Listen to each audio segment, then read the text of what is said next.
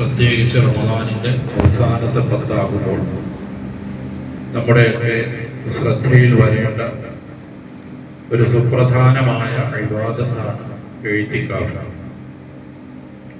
ഇഅ്തികാഫിൻ്റെ നിയ്യത്തോടുകൂടെ അള്ളാഹുവിൻ്റെ ഏതെങ്കിലും ഒരു പള്ളിയിൽ ജമാഅത്ത് നിർവഹിക്കപ്പെടാൻ സൗകര്യപ്പെടുന്ന ഒരു പള്ളിയിൽ ആ നിയ്യത്തിൽ കുറച്ച് സമയം പള്ളിയിൽ കഴിയുക, ഇതാണ് ഇഅ്തികാഫ് എന്നതുകൊണ്ട് ഉദ്ദേശിക്കുന്നത്.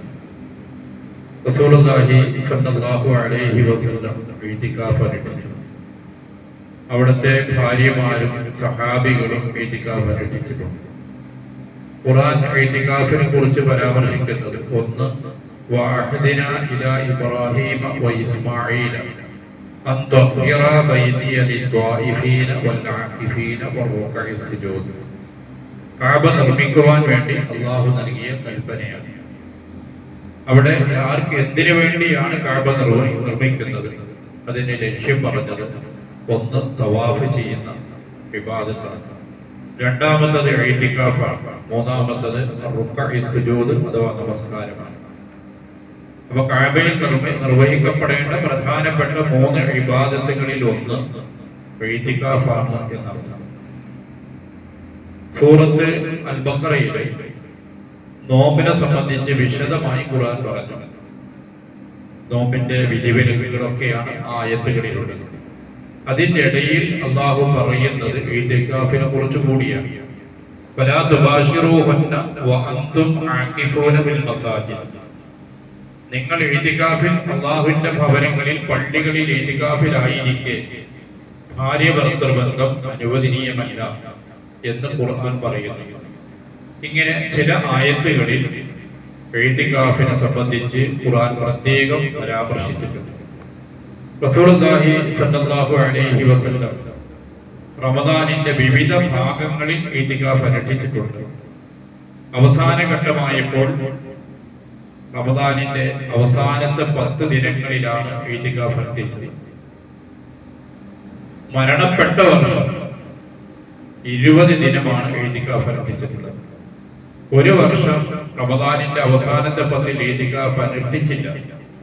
അത് ശവ്വാലിലാണ് പിന്നെ ആ ഇഅ്തികാഫ് നിർവഹിച്ചത്.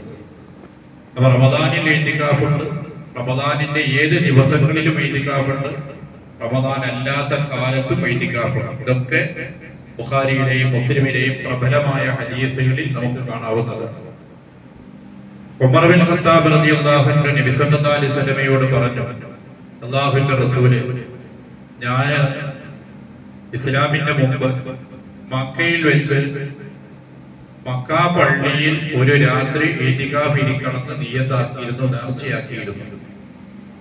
എന്ത് ചെയ്യണം എന്ന് ചോദിച്ചു. നബി സല്ലല്ലാഹു അലൈഹി വസല്ലം പറഞ്ഞു, ഔഫി ബിനദിരിക, നിന്റെ നേർച്ച നീ പൂർത്തിയാക്കുക. അങ്ങനെ അദ്ദേഹം മക്കയിലേക്ക് പോവുകയും ഒരു ദിനം അല്ലെങ്കിൽ ഒരു രാത്രി അവിടെ ഇഅ്തികാഫ് അനുഷ്ഠിക്കുകയും ചെയ്തു. ഇതാണ് ഇഅ്തികാഫുമായി ബന്ധപ്പെട്ട ഖുർആനിലും ഹദീസുകളിലും വന്നിട്ടുള്ള പ്രധാനപ്പെട്ട ഭാഗങ്ങൾ. എത്ര ദിനമാണ് ഒരാൾക്ക് ഇഅ്തികാഫ് ഇരിക്കാൻ നിശ്ചയിക്കപ്പെട്ടത്? നിർണയിക്കപ്പെട്ട ദിനം ഇല്ല. ഇഅ്തികാഫ് ഏറ്റവും കുറഞ്ഞത് ഒരു പകലോ ഒരു രാത്രിയോ ആകണം എന്ന് ചില പണ്ഡിതന്മാർ, പ്രത്യേകിച്ച് മാലിക്കി മദ്ഹബിലെ പണ്ഡിതന്മാർ അഭിപ്രായപ്പെട്ടിട്ടുണ്ട്. ആ മദ്ഹബില് നോമ്പുമായി ബന്ധപ്പെട്ടുകൊണ്ടാണ് ഇഅ്തികാഫിനെ അവർ മനസ്സിലാക്കുന്നത്, വിശദീകരിക്കുന്നത്. എന്നാൽ പകല് അല്ലെങ്കിൽ ഒരു രാത്രി മുഴുവൻ ആകണോ, ഒരു പകൽ മുഴുവൻ ആകണോ, അതിനേക്കാൾ കുറഞ്ഞ സമയം ഒരാൾക്ക് ഇഅ്തികാഫ് അനുഷ്ഠിക്കാൻ പറ്റുമോ? കൃത്യമായും ഇഅ്തികാഫിന്റെ കുറഞ്ഞ സമയം എത്രയാണെന്നോ കൂടിയ സമയം എത്രയാണെന്നോ ഖുർആനിലോ ഹദീസുകളിലോ നിജപ്പെടുത്തിയിട്ടില്ല.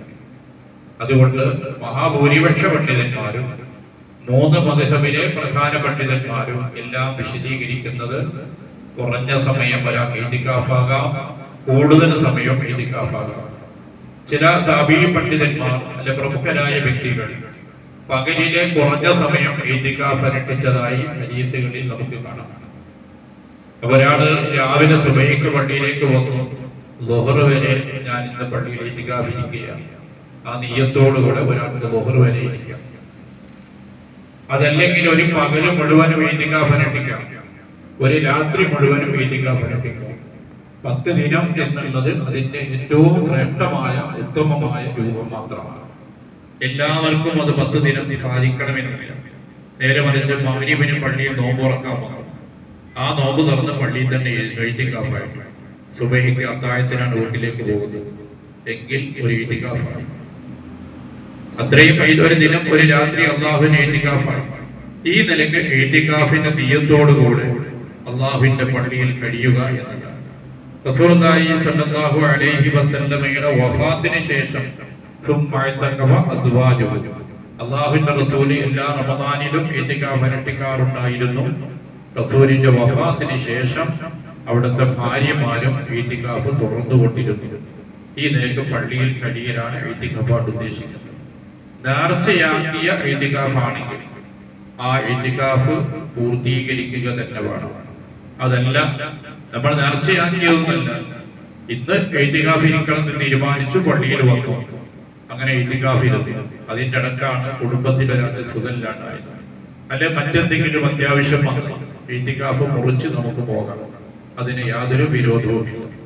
നേർച്ചയാക്കി നിയ്യത്താക്കി അങ്ങനെ ഇത്ര ദിവസം നിശ്ചയിച്ചു കഴിഞ്ഞാൽ അനിവാര്യമായ കാരണമില്ലാതെ ആ ഈതികാഫ് അവസാനിപ്പിക്കാൻ അനുവാദമില്ല. ഈതികാഫ് അനുഷ്ഠിച്ചുകൊണ്ട് ഉദ്ദേശിക്കുന്നത് ആരാധനയിൽ മുഴുകി പള്ളിയിൽ കഴിയുക എന്നതാണ് ഈതികാഫ് ഉദ്ദേശിക്കുന്നത്. 2 മൊബൈലും ഒരു ലാപ്ടോപ്പും, നാട്ടിൽ നടക്കുന്ന എല്ലാ ബിസിനസ്സും പള്ളിയിൽ, അത് ഒരു ഈതികാഫിന്റെ ഉദ്ദേശ ലക്ഷ്യത്തിന് എതിരാണ്. ഈതികാഫ് കൊണ്ട് ഉദ്ദേശിക്കുന്നത് പള്ളിയിൽ ഖുർആൻ ഓതിയും ഇബാദത്തുകൾ ചെയ്തും നന്മകൾ ചെയ്തും ക്ലാസ്സുകൾ പങ്കെടുത്തും ക്ലാസ് എടുത്തും അങ്ങനെ നമ്മുടെ ജീവിതത്തിന്റെ കുറച്ച് സമയമെങ്കിലും അള്ളാഹുവിന്റെ മാർഗത്തിലുള്ള ഇത്തരം നന്മകൾക്ക് വേണ്ടി മാത്രമായി മാറ്റിവെക്കുക, അതാണ് ഈതികാഫ് എന്നതുകൊണ്ട് ഉദ്ദേശിക്കുന്നത്. ഇബ്നു അബ്ബാസ് റളിയല്ലാഹു അൻഹു പള്ളിയിൽ ഈതികാഫിലാണ്. അപ്പൊ പള്ളിയിൽ ഒരാളിങ്ങനെ വല്ലാതെ ദുഃഖിതനായിരിക്കുന്നു. അപ്പൊ അദ്ദേഹം ചോദിച്ചു, നിങ്ങളുടെ മുഖം കണ്ടിട്ട് വല്ലാതെ വിഷമമുണ്ടല്ലോ. അപ്പൊ അദ്ദേഹം പറഞ്ഞു, വലിയ ഒരു സംഖ്യ കടം കൊടുക്കേണ്ട സമയമായിട്ടുണ്ട്, ഉദ്ദേശിച്ച വിളവ് ഉണ്ടായിട്ടുമില്ല. അപ്പൊ അതെന്ത് ചെയ്യണമെന്ന് ആലോചിച്ച് വിഷമിച്ചിരിക്കുകയാണ് ഇദ്ദേഹം. അപ്പൊ ഇബ്നു അബ്ബാസ് റളിയല്ലാഹു അൻഹു പറഞ്ഞു, വരൂ നമുക്ക് പരിഹാരം ഉണ്ടാക്കാന്ന് പറഞ്ഞു. അങ്ങനെ ഇദ്ദേഹത്തിന്റെ കൂടെ ഇബ്നു അബ്ബാസ് റളിയല്ലാഹു അൻഹു ഒരുമിച്ച് ഇങ്ങനെ പോയി. മദീന പള്ളിയിലാണ്. പള്ളിയിൽ നിന്ന് പുറത്തിറങ്ങാനായപ്പോ ഇദ്ദേഹം ചോദിച്ചു, നിങ്ങൾ ഈതികാഫിലല്ലേ? അതെ, ഞാൻ ഈതികാഫിലാണ്. ഈതികാഫിനേക്കാളും ഇപ്പോൾ പ്രാധാന്യമുള്ളത് താങ്കളുടെ ഈ പ്രയാസം പരിഹരിക്കലാണ് എന്ന് പറഞ്ഞാൽ ഈതികാഫ് അവസാനിപ്പിച്ച് അദ്ദേഹത്തിന്റെ കൂടെ പോയി അദ്ദേഹത്തിന്റെ പ്രശ്നത്തിന്റെ പരിഹാരം ഉണ്ടാക്കി കൊടുത്തു എന്നാണ്. അപ്പൊ അതുകൊണ്ട് ഈതികാഫ് ഇരുന്നാൽ പിന്നെ ഒന്നും അനുവാദമല്ല. ആ 10 ദിവസവും പള്ളിയിൽ തന്നെ കഴിയൽ അനിവാര്യമാണ് എന്നില്ല. നേർച്ചയല്ലെങ്കിൽ നമുക്ക് ആവശ്യമുണ്ടെങ്കിൽ പോകാം. ആ ഈതികാഫ് അനുഷ്ഠിക്കുന്ന സന്ദർഭം പരമാവധി നന്മയിൽ മുഴുകി കഴിയണം. ഇതാണ് ഈതികാഫ് ഉദ്ദേശിക്കുന്നത്. ഈതികാഫ് അനുഷ്ഠിച്ചാൽ 2 ഹജ്ജ് ചെയ്ത പ്രതിഫലമുണ്ട്. അങ്ങനെ തുടങ്ങി പ്രതിഫലവുമായി ബന്ധപ്പെട്ട ചില ഹദീസുകളൊക്കെയുണ്ട്. എല്ലാം ദുർബലമാണ്. ഈതികാഫിന്റെ പുണ്യം പറയുന്ന ഒരൊറ്റ ഹദീസും പ്രബലമായ റിപ്പോർട്ടായി വന്നിട്ടുണ്ട്. അതേസമയത്ത് ഖുർആൻ ഈതികാഫ് പറഞ്ഞിട്ടുണ്ട്, നബി സല്ലല്ലാഹു അലൈഹി വസല്ലം പറഞ്ഞിട്ടുണ്ട്, അവിടുന്ന് അനുഷ്ഠിച്ചിട്ടുണ്ട്, അവിടുത്തെ ഭാര്യമാർ ചെയ്തിട്ടുണ്ട്, സഹാബികൾ ചെയ്തിട്ടുണ്ട്.